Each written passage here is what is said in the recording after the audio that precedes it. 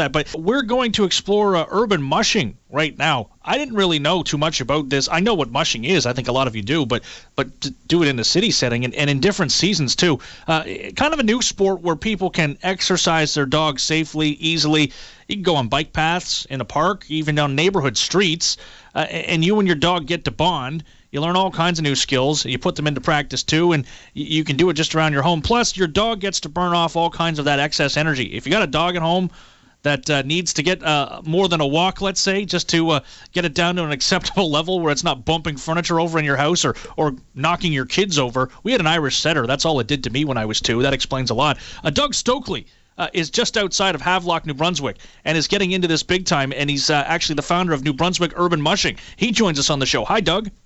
Hi, how are you? I'm doing okay. Thanks a lot for coming on and doing this. Tell us a little bit about how you got onto this whole line of doing this, and how many dogs did you have? Did you have to go get more? No, you can start urban mushing with like just 1 or 2 dogs. Like most people, that have dogs, they sometimes have 1 or 2 or more.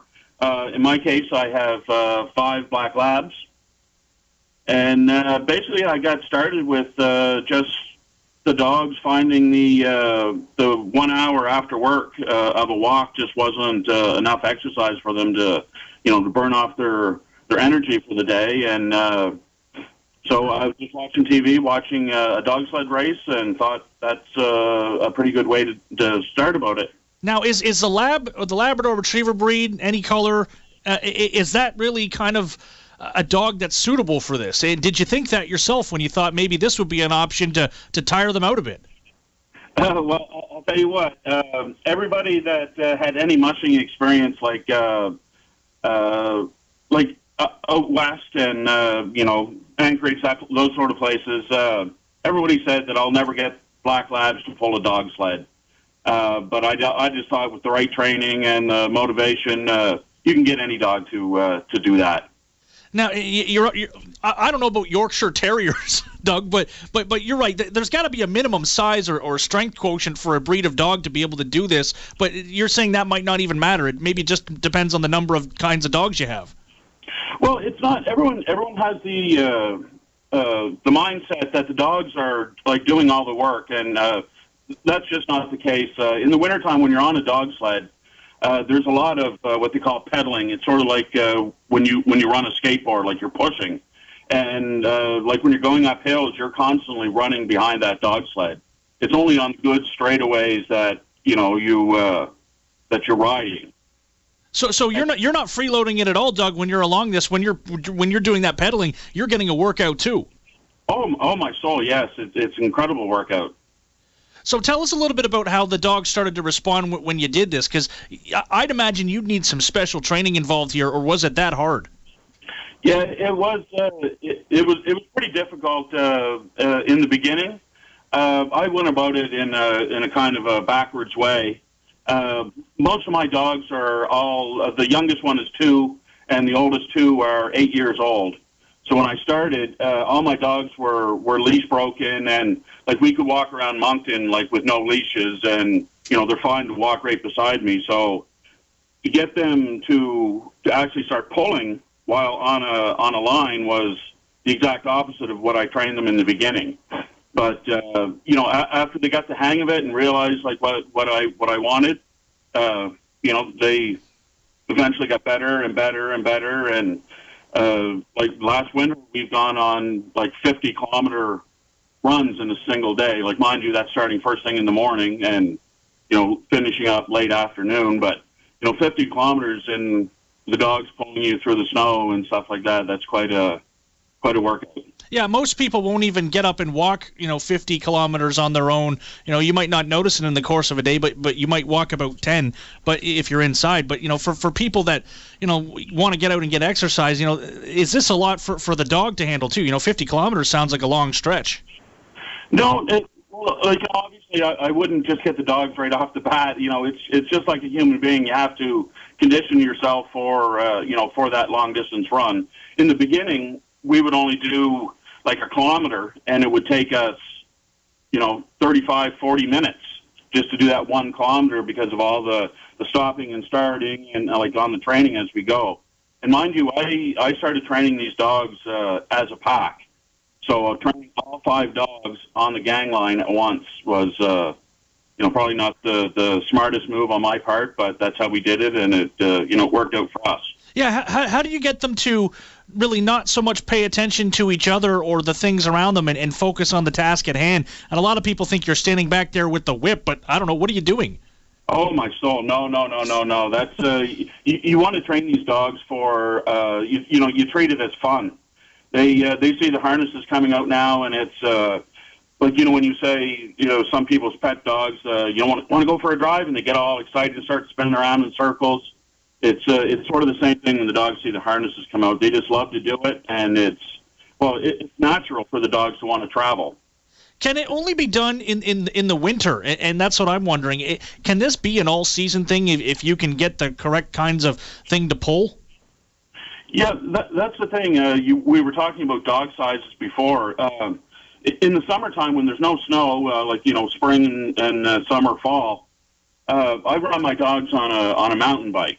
Like, mind you, my dogs are very well trained and they listen very well, so it's not a dangerous situation with 5 dogs. But if you had a 10-pound dog and just wanted to run him out in front of your bike, that's fine, because he wouldn't even be necessarily pulling, because you're helping along by pedaling. So it's the dog isn't actually pulling. He still has his job to do. Mind you, it's running out front, and he's getting his exercise and a self of, I did something today, I worked today, and that's I think a lot of dogs in this society need that sort of thing. Yeah, and you help set the pace too, and what that does is you don't notice it when you're doing it, but it does kind of enhance the relationship you already have with your pet too, because if you're running with that dog and you're controlling the pace just as much as he is, let's say, you're only going to see that pay off when you're at home and you're in the downtime. Oh, definitely. In my case, I'm riding the brakes more than I'm pedaling. It's and like I say, it's in the dog's DNA to want to travel like a wild pack out in the wild. The pack leader gets them up in the morning. The first thing they do is they walk or travel to get water and food. So it's just the natural thing for the dog. And and after the training, like especially during the training, it's also a mental drain on the dog. So you might necessarily only do 1 kilometer, but your dog is going to still come back and be mentally drained and will still sleep for 10, 12 hours at a time. Are there conditions in the winter, Doug, where, just maybe we get a lot of snow and you just don't go out? Do you need some perfect kind of snow conditions to do this, or does that really matter? Yeah, unfortunately, in the wintertime, it's your best bet is to find a groomed trail. I found a few, like I live out in the Havelock area, so I found a few snowmobile trails that the trail is beat down so the dogs can, that's how we're able to do 50 kilometers. If we had to break our own trail, there would be, no chance of doing something like that. Do you ever get people when you started doing this and they said, okay, well, you're gonna run out there with your labs and they're gonna pull you around, and were people saying, that they thought that might have been strange for this part of the country, or like you'd go by in the winter and they'd say, oh, there goes Doug Stokely. Yeah, he thinks he lives in the Yukon. Yeah, you get a lot of strange looks, but most of the time when I'm running the dog sled, especially, I'm back in the woods, so I don't run into a lot of people. But I'm fortunate enough. I live right along a river, and we've gone down the river before, and like in behind people's houses, and you always get the people like coming out to the windows and big smiles on their face. And okay, a lot of them probably have never seen it before. Oh, I'm sure, especially the type of breed of dog that I'm running. Like most people think sled dogs, think the Huskies and those types of dogs. Yeah, when I was growing up, we had an Alaskan Malamute, and that might have been one of the better dogs for that. But yeah, the Husky dog has always been the preference for those who live in the north. But you're saying if you got a large breed of dog with lots of energy and you can train them to do it, it's probably not going to be an issue what kind of dog you have. No, exactly. And I wouldn't really recommend trying to do this with like a 10-pound dog. It is possible to do it, but you could probably still wear that dog out by walking him, because they're so small, and to be quite honest, I really don't know a lot about the small breeds.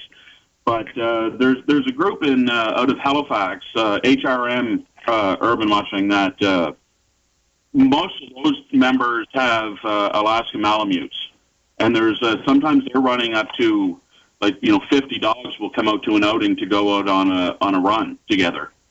But their group has everything from labs. There's a dog named Blossom who's a Nova Scotia duck trawler. That'd be fun. There's a few pit bulls. There's a Roddy that runs now. So any type of breed of dog, in my opinion, would benefit from this. Yeah, really trying to break the perception out there that it's just those kinds of northern husky type breeds. We're out of time here, Doug, but this has been really cool chat. There's a site, mushlantic.org, gives a whole bunch of information too, and you've added some things. But where can people go if they want to find out more? Do they go to that site, or is there other resources? No, if you're locally here, the Mush Atlantic group is they're associated with the Halifax group as well. It's called Dogs and Gear, is the place I buy all my harnesses and stuff from. She does a really good job. But you're on Facebook too. Yeah, I see that, facebook.com or NB Urban Mushing. If you key that in, there's more info. Yeah, and my email address is BLK. It's blacklabguy@gmail.com, but black is spelled BLK. Yeah, if anybody's got any questions. Listen, Doug, thanks for this. It's been really educational. No, thank you. Appreciate it. Doug Stokely, just outside of Havelock, NB, and he's the NB Urban Mushing founder. And interesting to see how he gets involved in this. But he says it wears the dogs out, but you train them into it, and all kinds of questions too. Do you use a collar or versus a harness? Mushlantic.org is a really good site that I was on and found out a lot of info about this as well. And also on Facebook, as we mentioned, just key in NB Urban Mushing to find out more. When we come back, I'm going to chat with another one of the candidates for the Ward 3 by-election coming up in St. John. Stay with us.